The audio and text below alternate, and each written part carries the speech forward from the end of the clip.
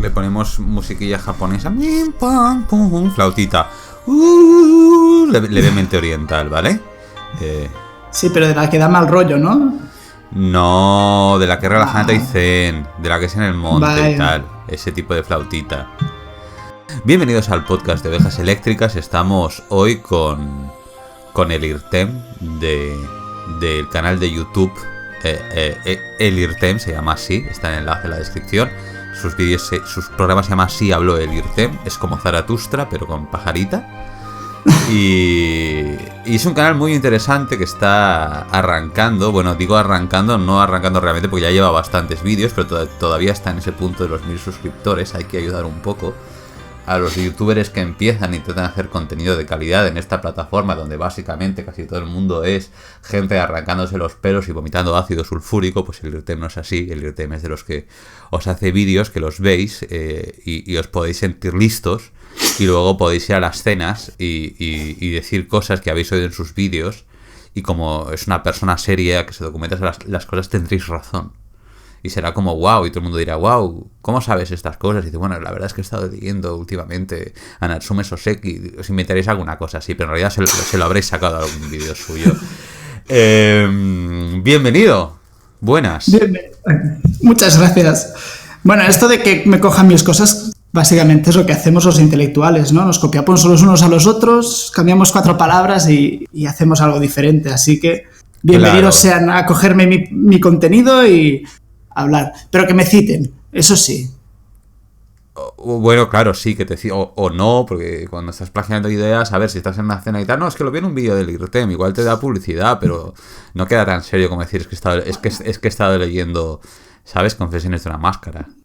También tienes razón. Vale, aunque no lo hayan leído. Si además dices, es un youtuber y baja, ¿no? Claro, baja muchísimo el nivel, sí.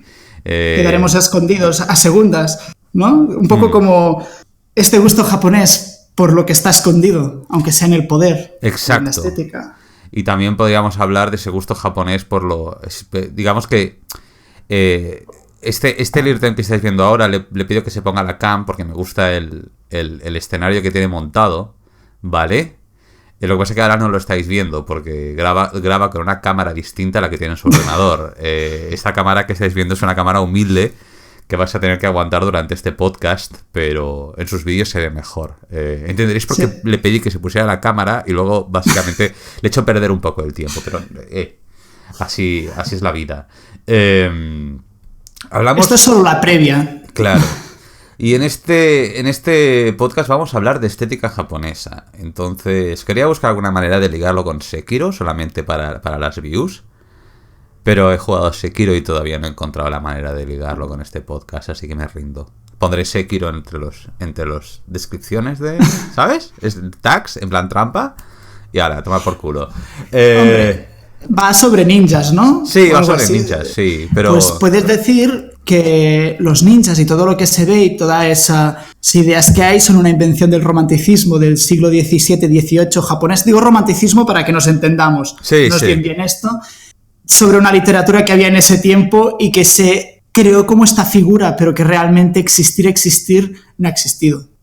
O sea que puedes enlazarlo, es literatura. Pero nadie quiere que diga que los ninjas no existen. ¿Qué bajona es esa? O sea, si no hay ninjas, entonces ¿para qué nos estamos juntando? O sea, ninjas, robots, samuráis y geishas, eso es Japón, y Pokémons. Bueno. Y ahora resulta que los ninjas son mentira. Y empezamos mal el podcast, empezamos ya decepcionando a la gente. Pero de esto va, ¿no? ¿No me llamaste aquí para romper mitos? Exacto, vamos a romper mitos.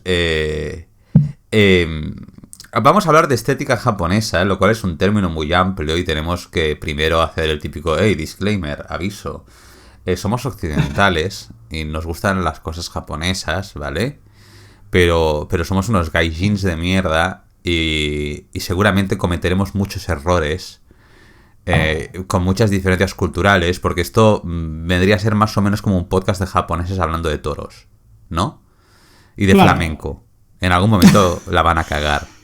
Pero pero está bien. Nosotros desde fuera nos hemos aficionado bastante a la estética japonesa. Y cuando decimos estética japonesa, no nos referimos únicamente a la estética japonesa en el sentido, digamos, más pop, en el sentido anime, J-pop y videojuegos, que son parte de y tienen influencias de la estética japonesa de la que vamos a hablar, pero estaremos más que nada hablando de lo cultural. Entonces, en este sentido, sí, muchos animes y particularmente el anime tiene muchos de rasgos que vais a identificar pronto y que tienen siglos y que vienen de hace muchísimo tiempo.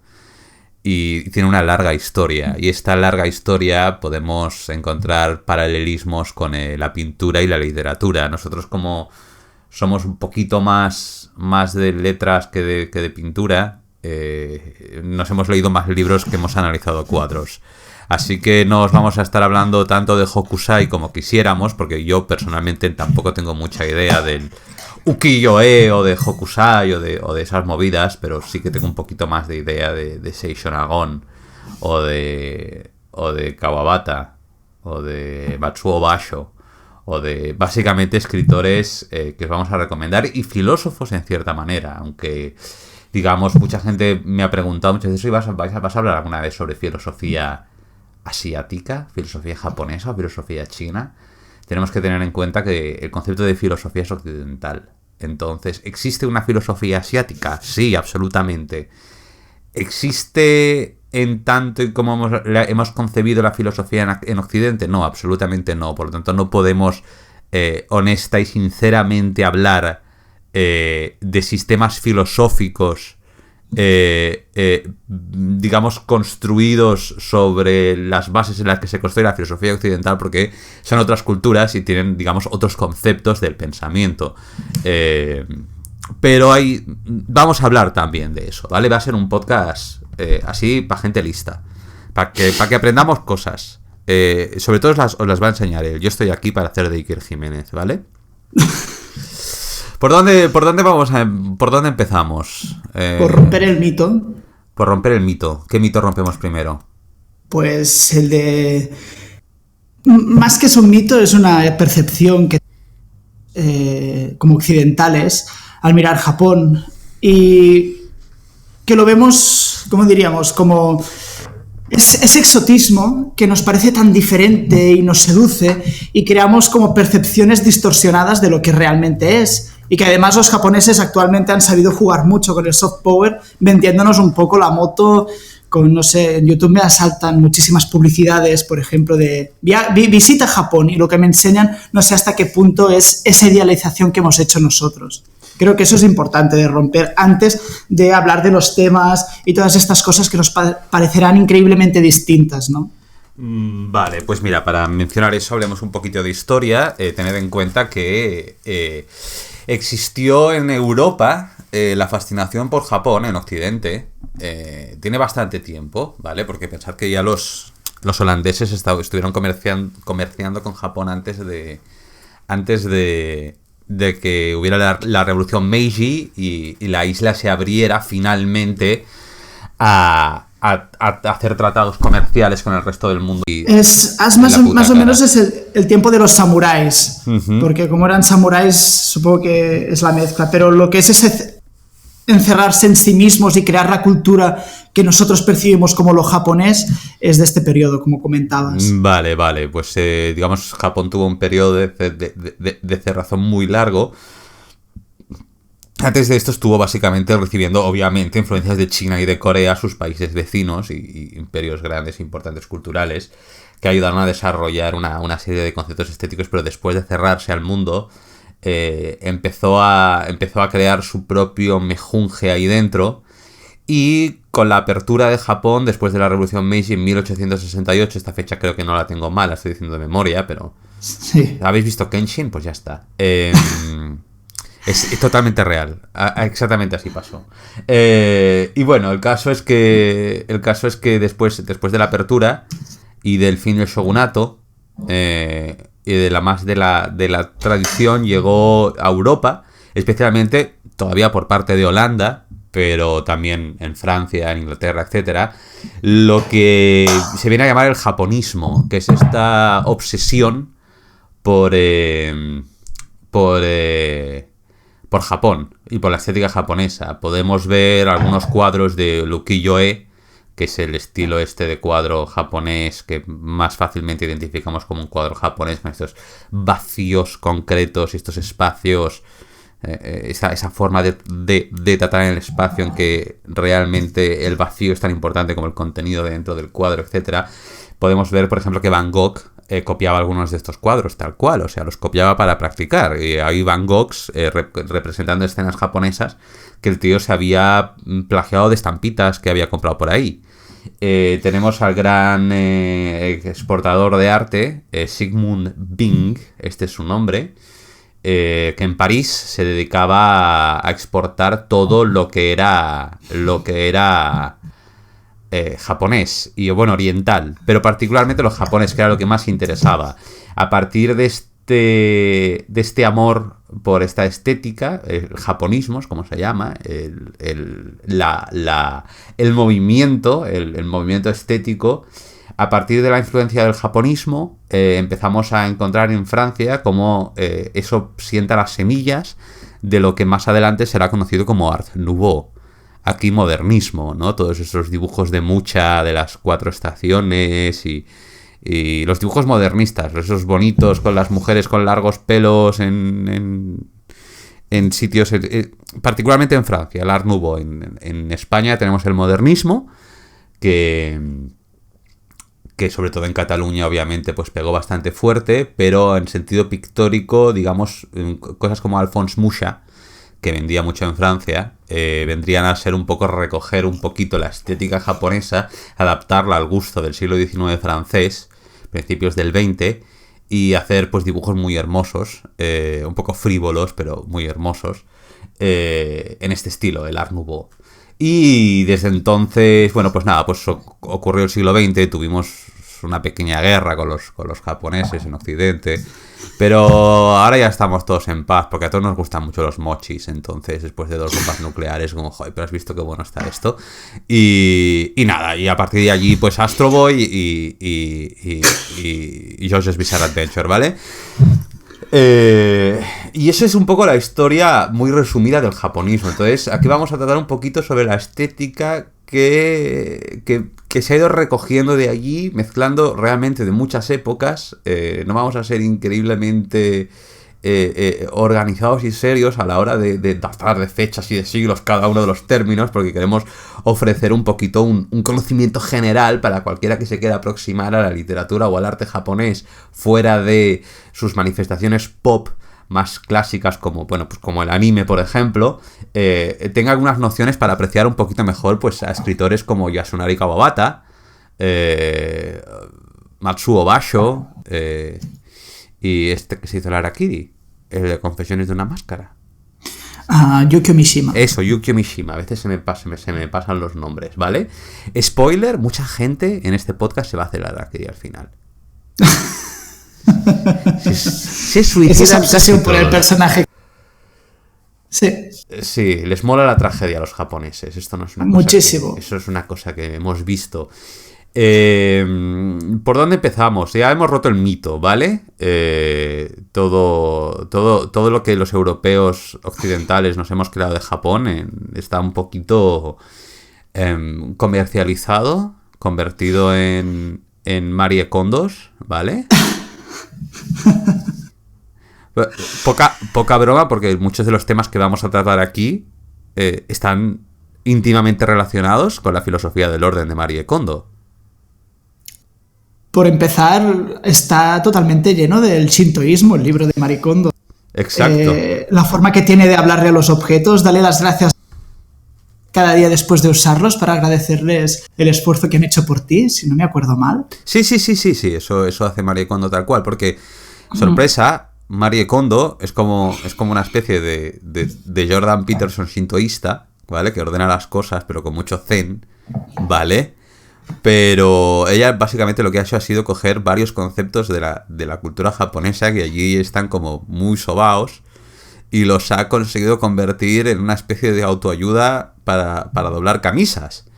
Que oye, bueno, básicamente. Que oye, no está mal, ¿eh? Conseguir convertir el wabi sabi en doblar camisas requiere un proceso de comercialización de conceptos complejos artísticos a cosas que pueda entender la gente que ven Ordenando con Mario Kondo en Netflix, que no está tan mal, podría ser peor.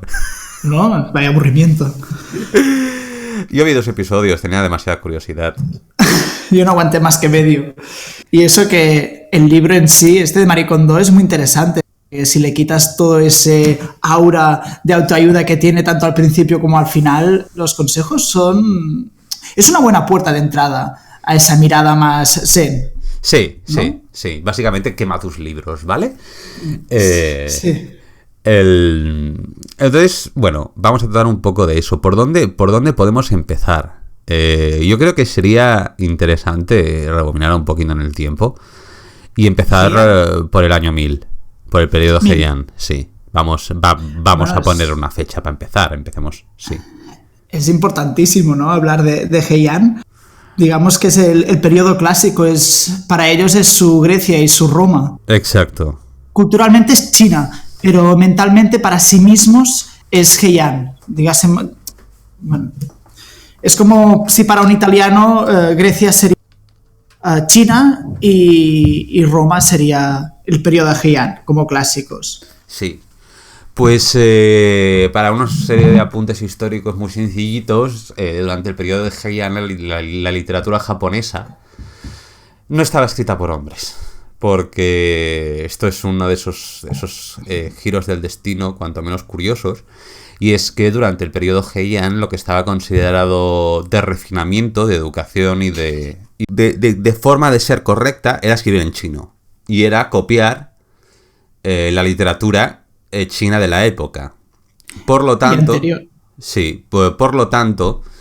la mayoría de textos escritos en Japón antes del periodo Heian son copias no especialmente interesantes ni meritorias de lo que se estaba haciendo en China, ¿vale? Entonces básicamente eran aburridas, con poco interés y que solo legitimaban tu gran importancia aristocrática. Exacto, podías demostrar cultura, pero no existía excesiva sensibilidad artística, era más bien no un arte, sino una artesanía que incluso para los propios japoneses creo tiene bastante poco valor hoy en día. No demasiado, ¿no? Y encontramos realmente la literatura japonesa tal y como la queremos y como nos gusta. Empezó aproximadamente en el año 1000, es un número redondo y fácil de recordar, con 2 mujeres, Murasaki Shikibu y Seishon Agon. La identidad de ambas mujeres es un poco borrosa, ¿no? En el sentido de que son prácticamente seres mitológicos, no hay demasiados detalles sobre sus vidas, particularmente Seishon Agon, que es una figura que se mantiene bastante misteriosa. Pero, para hacer la historia simple, podríamos decir que ellas eran 2 rivales en la corte. Eran rivales literarias. Mientras que los hombres se dedicaban a hablar sobre guerra y a copiar poemas en chino, las mujeres se dedicaban a escribir en japonés.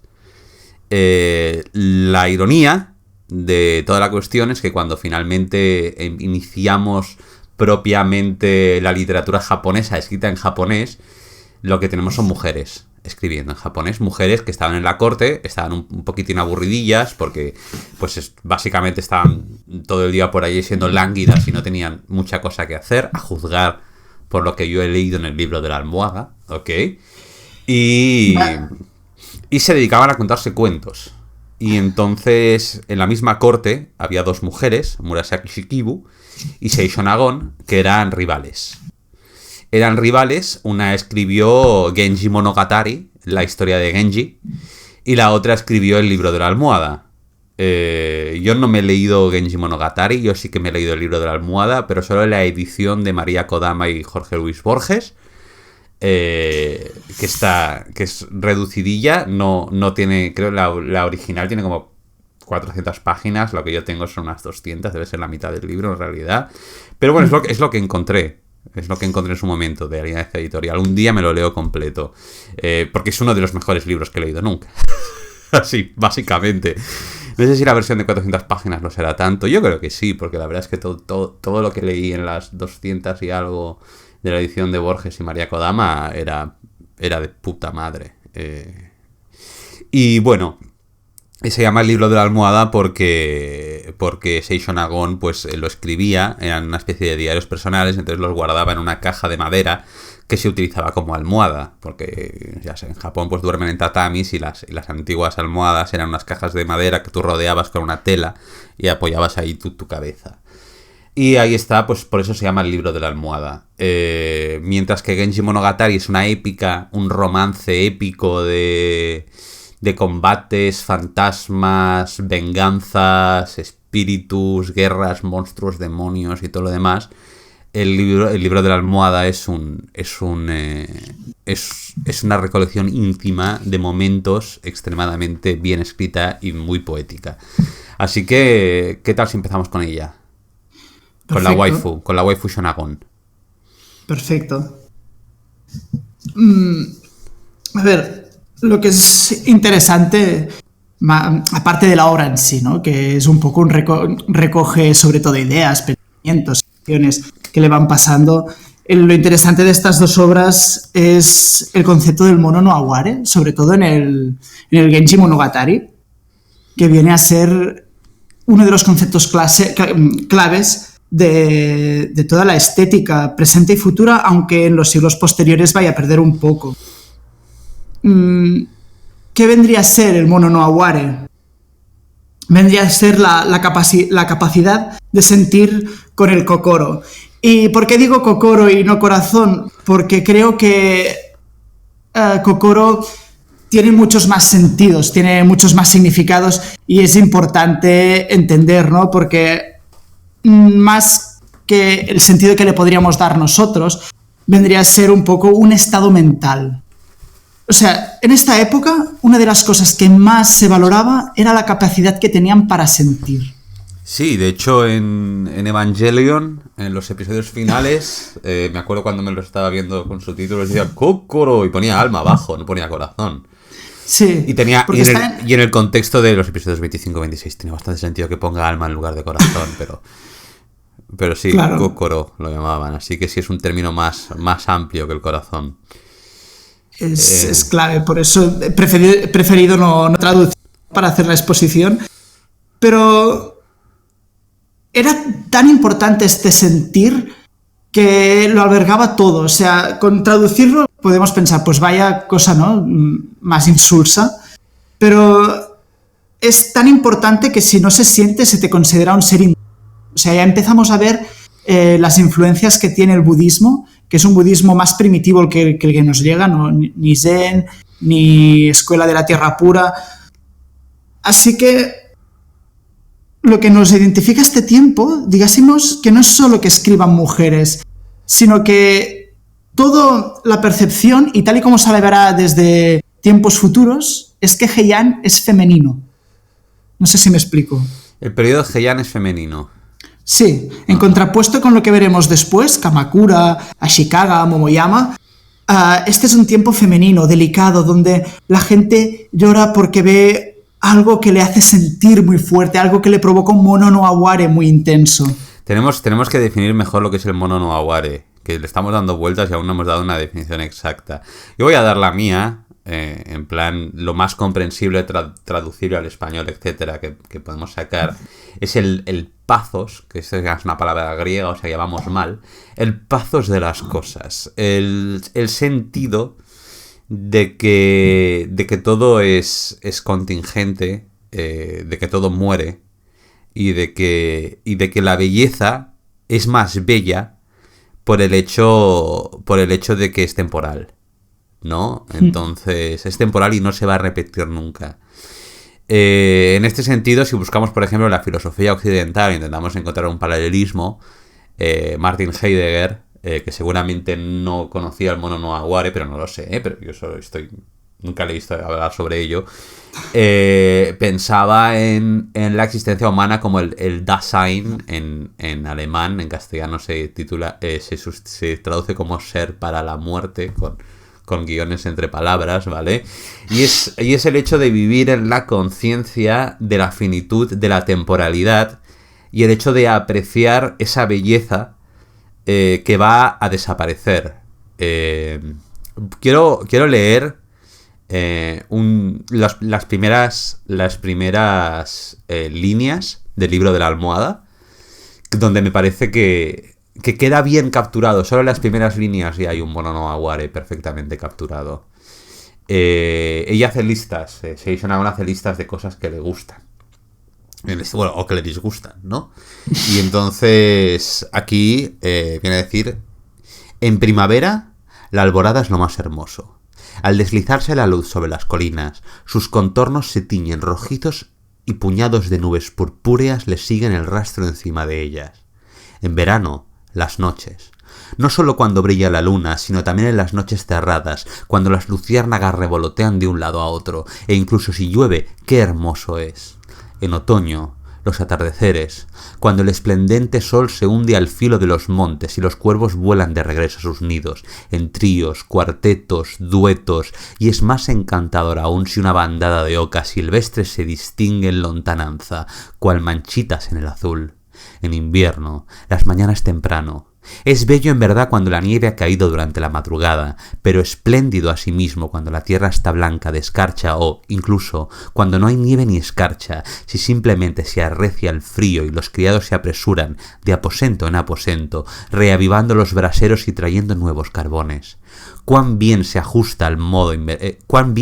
se ajusta al modo invernal, pero conforme se aproxima el mediodía y amaina el frío, nadie se cuida de mantener vivo el fuego de los braseros y pronto no queda en ellos otra cosa que las pilas de cenizas blancas. ¡Tatán! Mono no Aware que te cagas, ¿ok? os ha dado todo el Mono no Aware.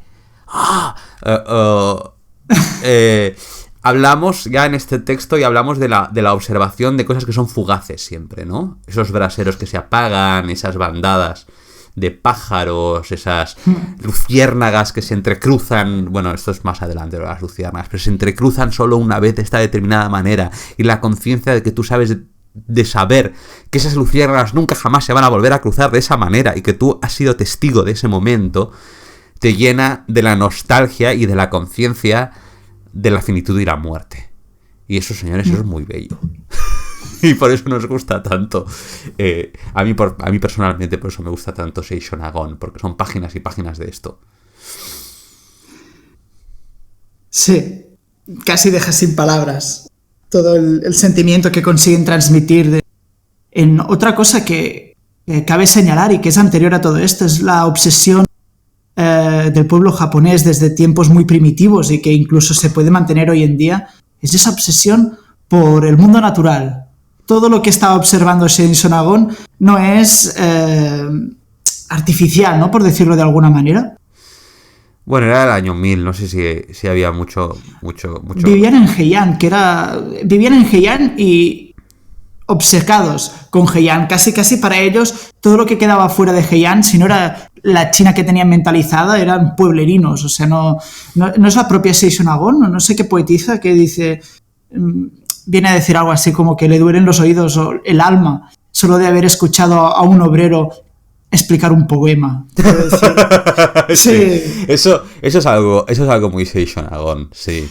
También hay que decir, Seishun Agon, el libro es especialmente divertido en algunos momentos porque no siempre es tan sensible, tiene sus momentos bordes en el que habla mal de las otras señoras del castillo y habla mal de la gente y es muy humana, quiero decir, realmente es como, wow, estoy leyendo el diario de una señora japonesa del año 1000 y no todas sus opiniones son sobre luciérnagas en invierno. A veces sí, a veces es como, oh Dios mío, esta gente pobre es horrible. Sí. Pero sí. Bueno, en todo caso, esta obsesión por lo natural podríamos buscarla también en la religión originaria de Japón, que es el Shinto, que viene a ser una suerte de animismo. En el sentido de que todo tiene alma o todo tiene vida, no un animismo como el que podríamos pensar, por ejemplo, de las religiones africanas, es otro género de animismo, pero sí, básicamente la naturaleza tiene alma, todo tiene alma, y por eso ya le puedes dar las gracias a tus objetos como hace Marie Kondo, ¿vale? Exacto. No porque Marie Sí. Kondo piense que los objetos tienen alma, pero simplemente, digamos, como una especie de Se ve mucho reflexión personal. en los mangas se ve mucho, sobre todo en los de los 90 y principios de los... cómo personalizan, ¿no? Yo creo que estaba leyendo el otro día Alita, Ángel de Combate, y un secundario se pone a rezar al dios de los tornillos, al dios de las bobinas, al dios... creando cambios nuevos, ¿no? Esa presencia que existe actualmente en producción moderna que trasciende miles y miles de años de historia.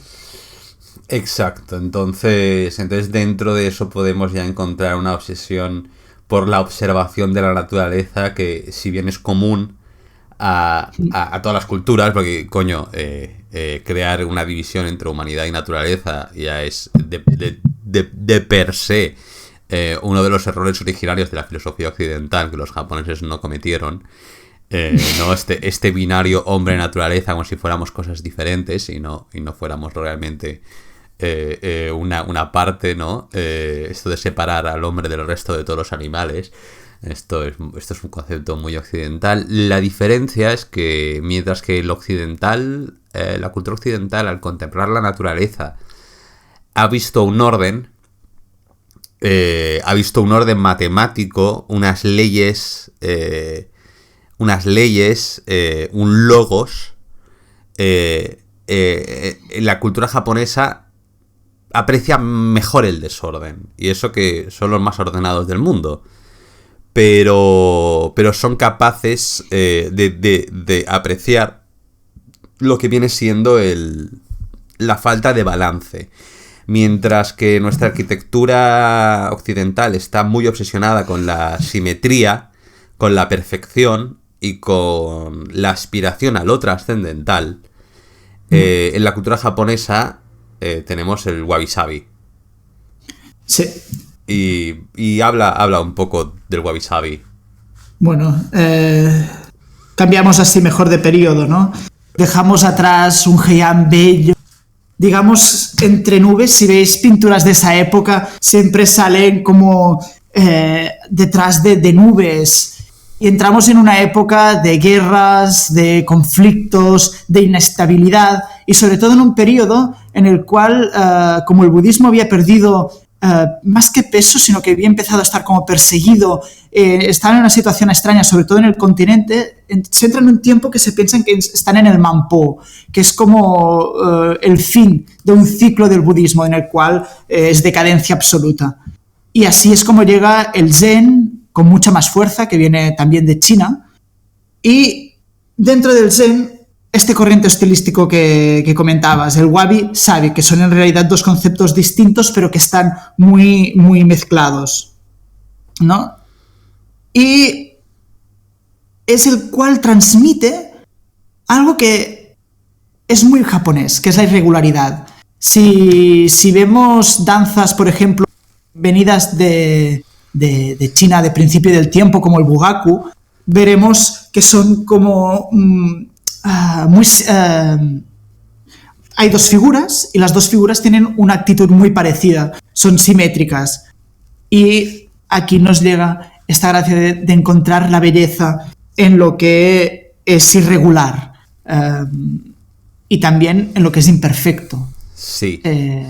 Y aquí podríamos hablar de una de las cosas más famosas y más incomprendidas, en gran parte porque los occidentales, pues esto nos confunde un poco, que es la ceremonia del té. Sí. Porque la ceremonia del té encontramos muchos de los, digamos, de los elementos estos zen que vienen configurando la estética del wabi-sabi. La ceremonia del té, el desarrollo de la ceremonia del té empezó en el siglo XV por parte de Murata Yuko, ¿vale? Uh-huh. Tengo aquí abierta la página en la Wikipedia. Murió en 1502 con 79 años, ¿eh? 1502. Vive mucho. No está mal, ¿eh? 79 años en 1502 es bastante si impresionante. te fijas en datas de tiempo, viven mucho. Siempre. Desde tiempos antiguos. Son limpios. Sí, será eso. Será que no pillaba muchas enfermedades y tal. Porque...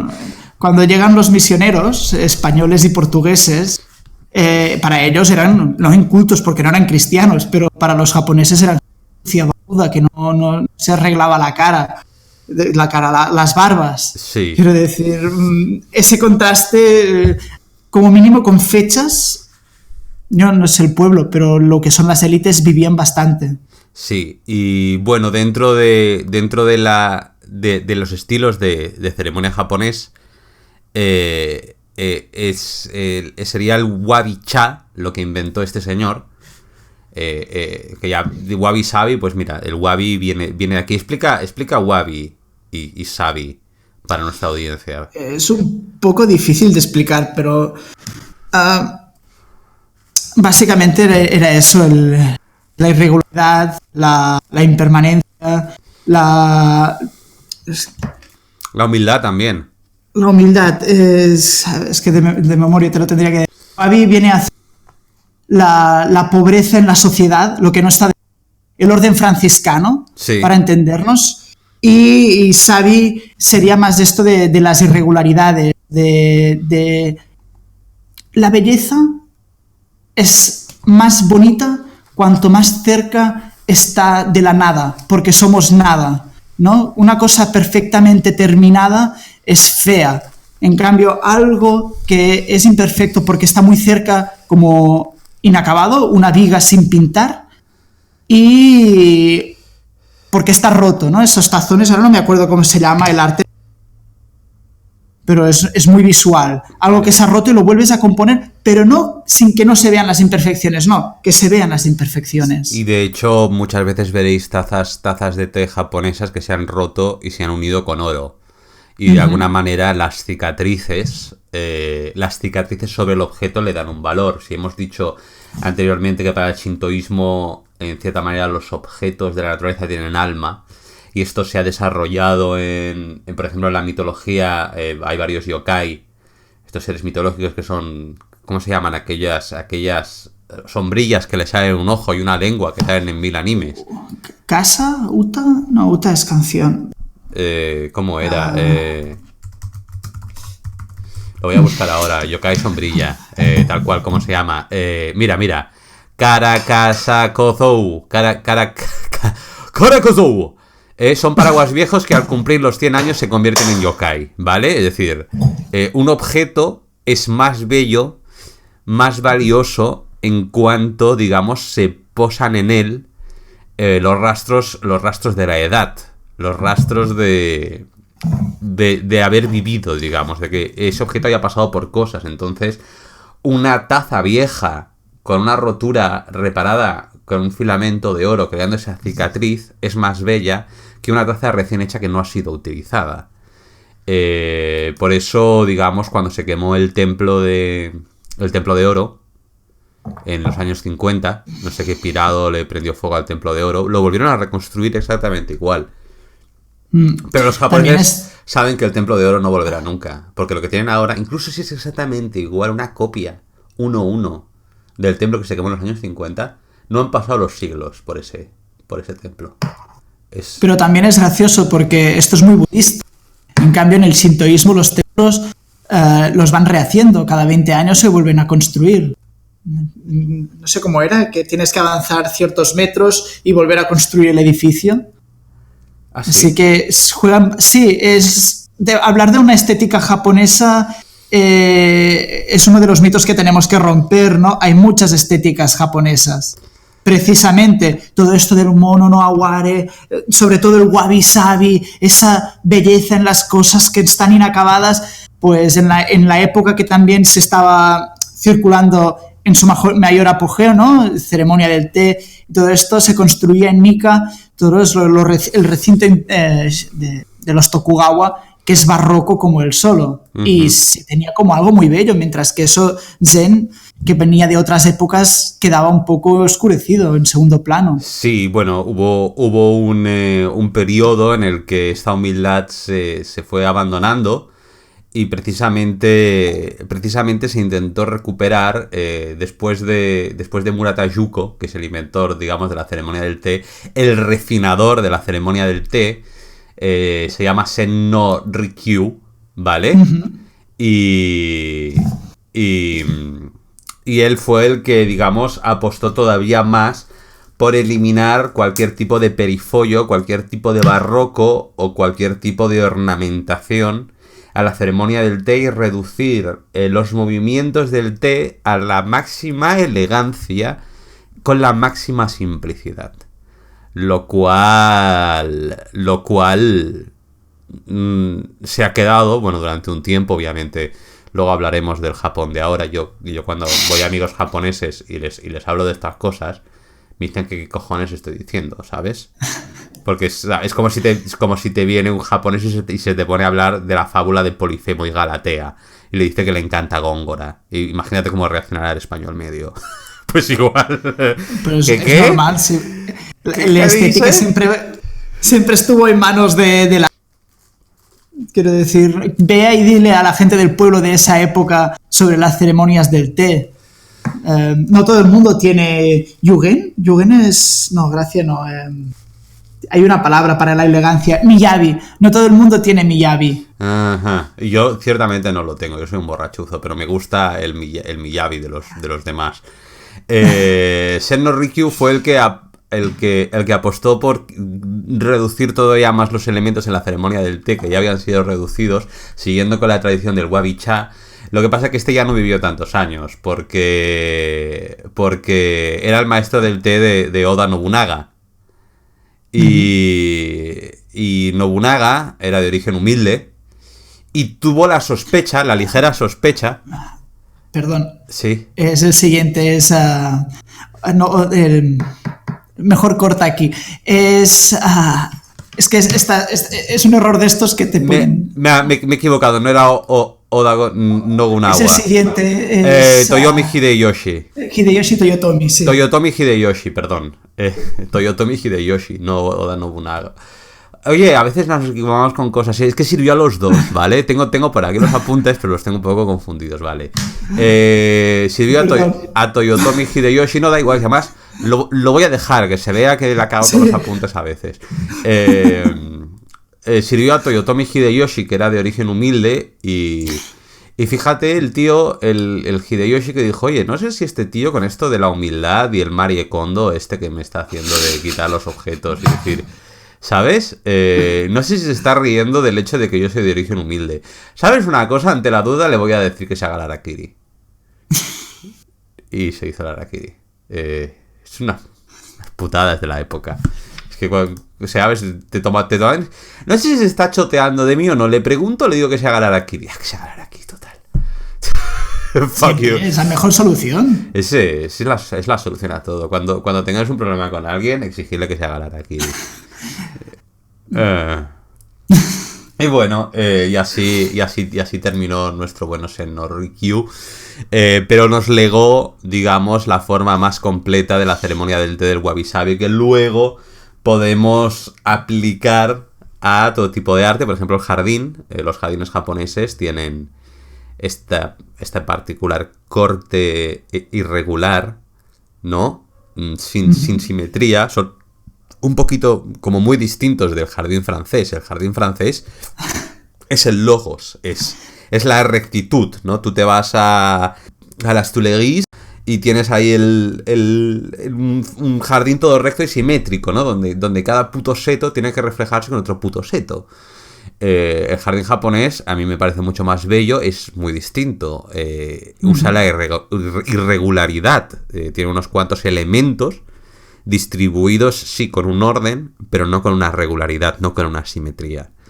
Y de ahí, digamos, viene la gracia de la imperfección. Es decir, intentar buscar la perfección técnica, simétrica, etcétera, de lo que el arte occidental ha intentado buscar en muchas ocasiones, para ellos es un sinsentido, es contraproducente. Lo que tienes que buscar es más, es mejor que el arte quede incompleto, como has dicho tú antes, ¿no? Que quede algo sin terminar para que la obra siga viviendo, ¿no? Supongo que esa es la excusa que tiene Miura cada vez que se pone, ¿sabes? A no dibujar Berserk. ¿Qué hago? Acabo Berserk con Wabi Sabi y se pone a jugar a juegos de idols. O sea, japonés 100%, sí. Sí. Trabajo duro.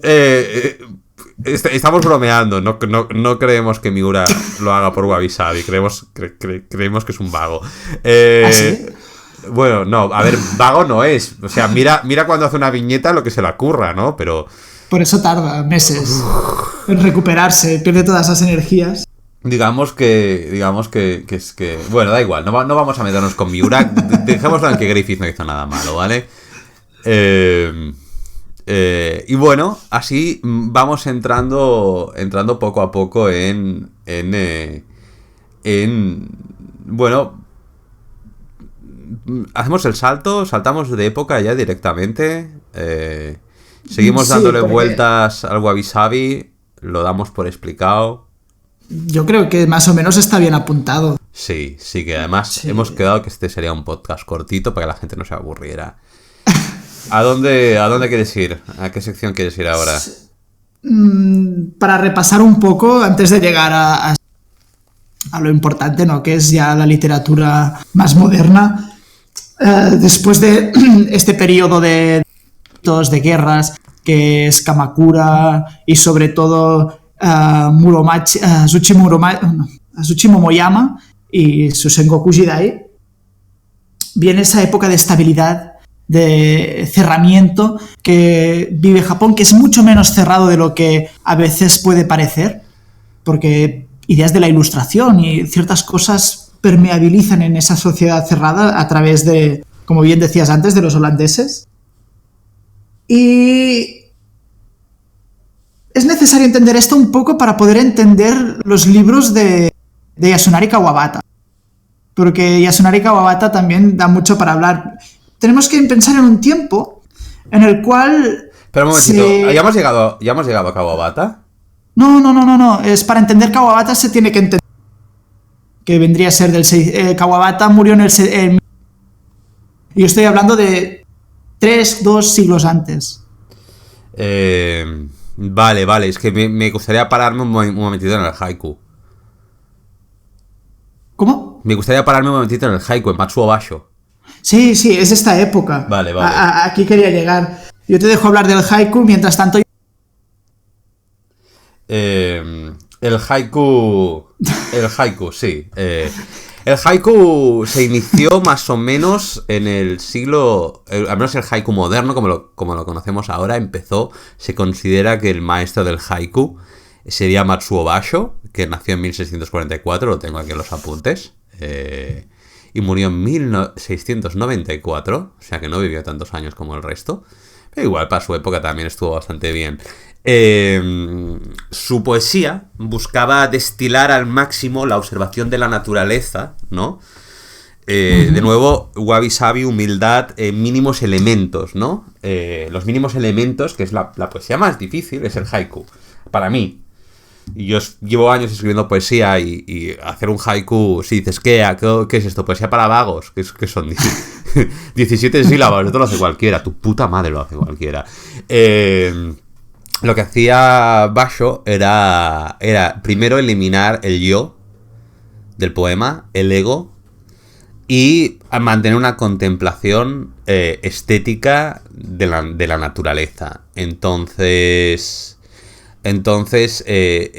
esta contemplación, muy mono no aware, muy wabi sabi, muy todos estos términos que estamos diciendo que suenan también en japonés, se queda reflejado, digamos, en unos poemas que no están personalizados en el sentido de que prácticamente no existe el sujeto, sino que la contemplación del objeto es absoluta. Esto se hace en 3 versos que podríamos definir, no siempre se cumple, pero como contemplación,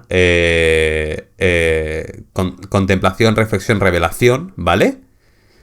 no siempre se cumple, pero contemplación, introspección, revelación vienen a ser los 3 puntos también del misticismo, ¿no? O sea, San Juan de la Cruz mismo podemos encontrar estos mismos elementos dispuestos de una forma muy distinta, pero en esta contemplación siempre hay una revelación y siempre hay una palabra de estación. Esto es importante. Una palabra de estación, esto es una cosa japonesa, esto significa una palabra que representa una estación, ¿vale? Por ejemplo, este camino, esto es un poema de Matsuo Basho, este camino ya nadie lo recorre salvo el crepúsculo. De puta madre, lo voy a repetir por si no se os ha quedado. Este camino ya nadie lo recorre salvo el crepúsculo. Este poema, primero, no tiene un yo. Es como yo ando por el camino y reflexiono. No hay un yo, no hay un sujeto, solo hay la descripción de algo. Un camino que ya nadie recorre salvo el crepúsculo. Crepúsculo siendo una palabra de estación, refiriéndose obviamente al otoño, ¿vale?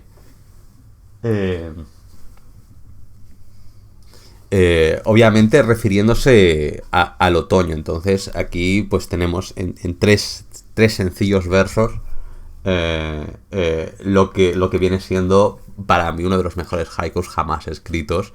Y ya está, ya he terminado con Basho, que no quiero dar el coñazo a todo el mundo.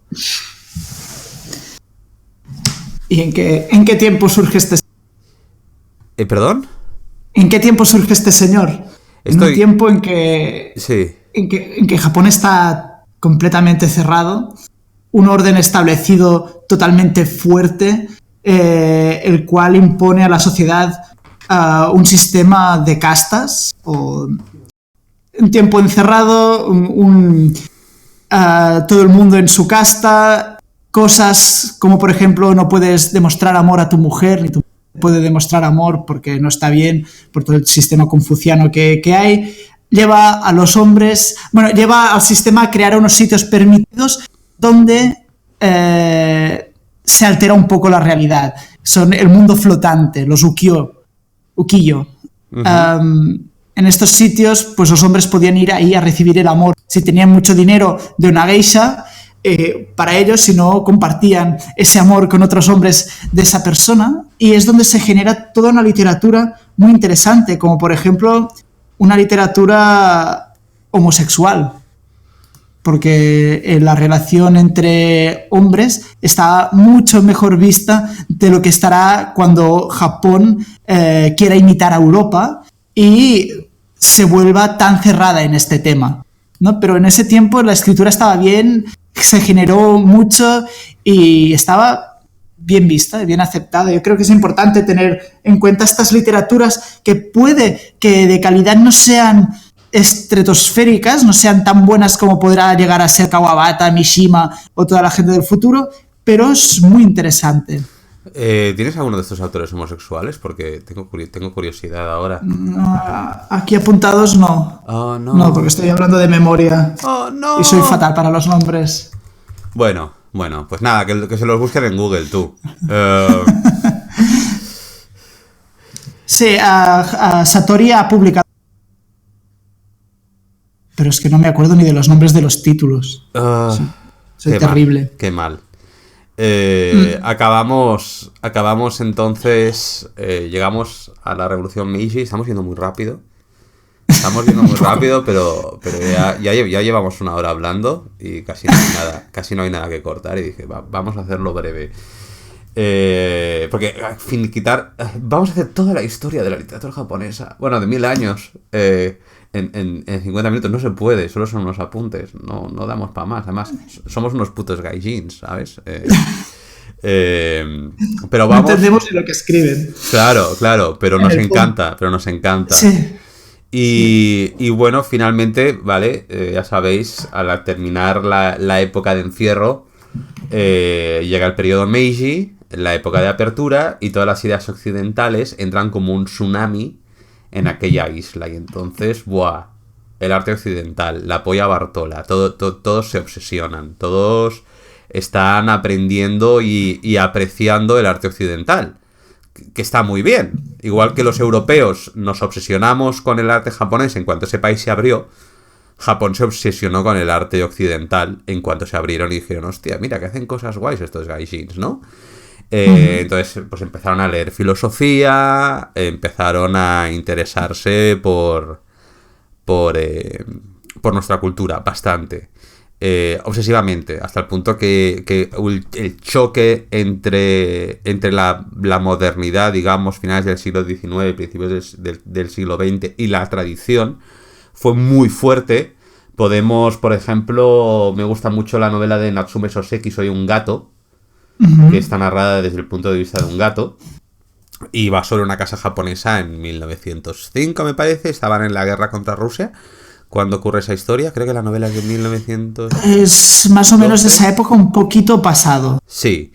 No sé si se termina a publicar en 1906 o... A ver, un momentito.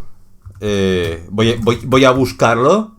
Está muy bien, Soy un gato de Natsume Soseki. Es una obra llena de humor. 1905 se publicó. ¿Vale? Mira, y fue adaptada a una película de animación en 1982. No tenía ni idea. Ahora tengo curiosidad por verla. Bueno, el caso es que el señor Soseki, pues en esta novela, describe a un profesor japonés y a sus amigos y cómo hablan de cultura occidental y quedan y se reúnen para comentar sobre Goethe y sobre filosofía alemana, y muchas veces hablan y se equivocan y dicen las cosas mal, pero como nosotros ahora. Claro, pero eso es parte del encanto de la novela, ¿no? Y además, a diferencia de nosotros, Natsume Soseki se ríe de sus personajes. Es un libro con bastantes elementos de sátira. Ya digo, es un libro gracioso, es mayormente comedia. Y tiene este personaje, ¿cómo se llama? Este que está entrando todo el rato en la casa. El pesado ese. El pesado, pero es que es mi personaje preferido.